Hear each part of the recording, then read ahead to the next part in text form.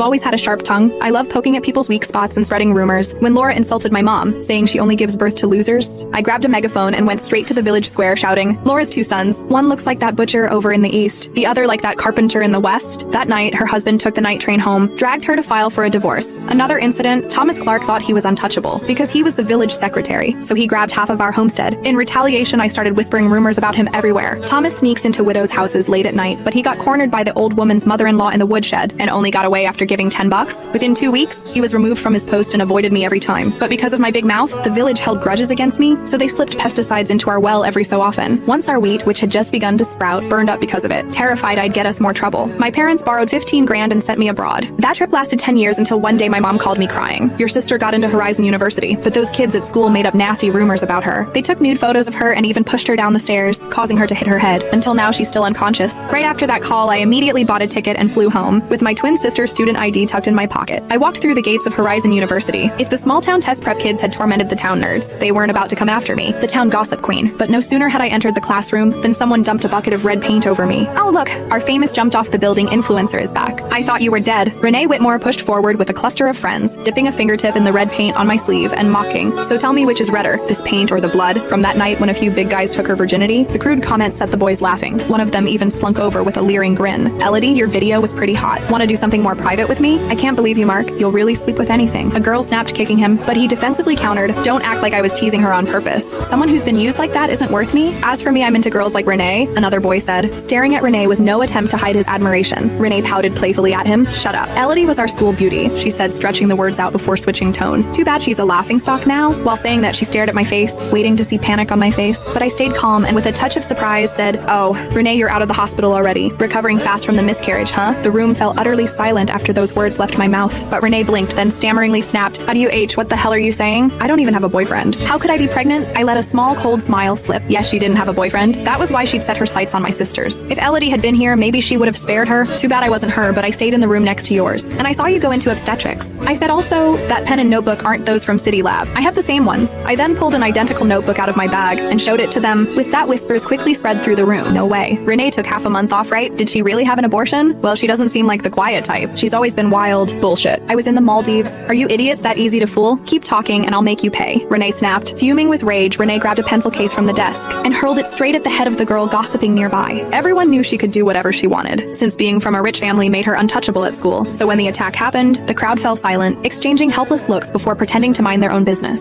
I, on the other hand, quickly lowered my head, fainting fear. Why, you're right, I stammered. I must have seen wrong. That person probably just looks like you. My nervous denial only made things worse, as it looked like I was trying to cover something up.